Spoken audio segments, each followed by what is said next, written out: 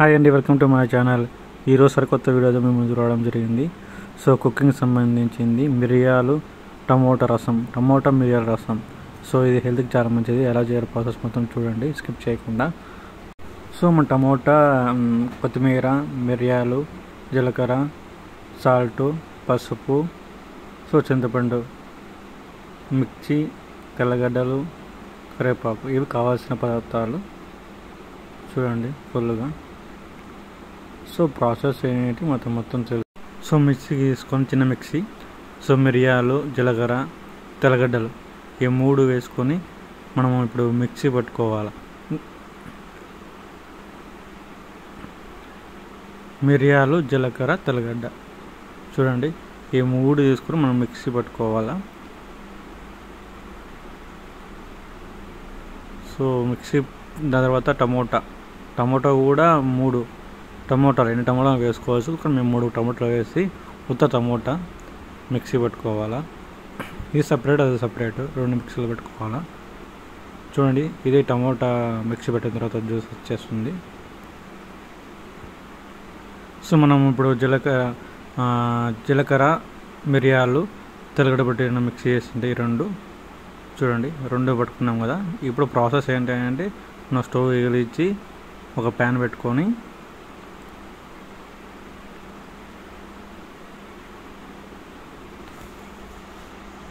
కొద్దిగా ఆయిల్ వేసుకోవాలి.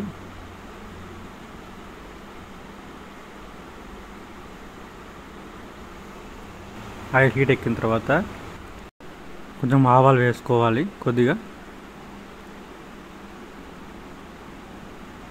సో మనం ముందుగా మిక్సీ చేసుకున్న మిరియాలు, తర్వాత జీలకర్ర, తెల్లగడ్డ మిక్సీ చేసుకున్న అది వేసుకోవాలి.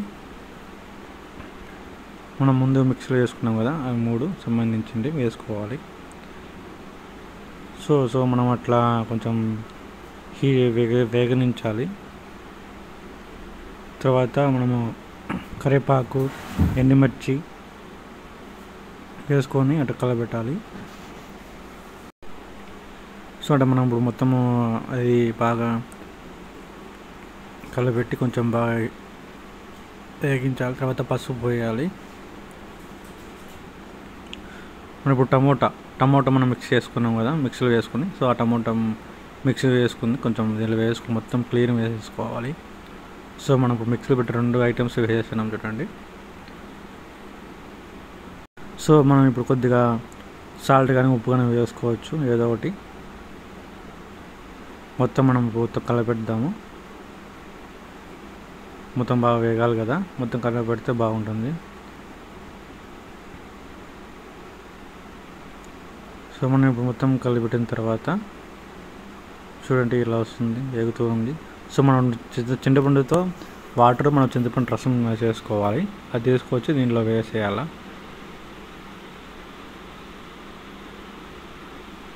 చింతపండు వాటర్ తీసుకొచ్చి మనం దీనిలో వేసేస్తే కొద్దిసేపు అట్లే మనము స్టవ్ ఆన్లో పెట్టుకోవాలి. చూడండి, అసలు వేరే లెవెల్లో ఉంటుంది మనం రసం చేసుకుంటే. సో మనం రసం లేనిది ఇప్పుడు ఏ ఇంట్లో కూడా మధ్యాహ్నం భోజనం చేయరు కదా. సో రసం ఉంటే మనం జీర్ణశక్తి బాగా వస్తుంది, డైజెషన్ కూడా బాగా అవుతుంది.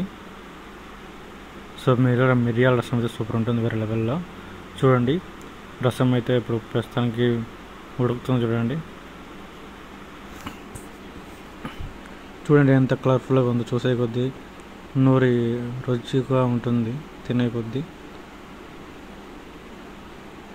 సో వేరే లెవెల్లో ఉంటుంది అసలు మిరియాల రసం అంటే.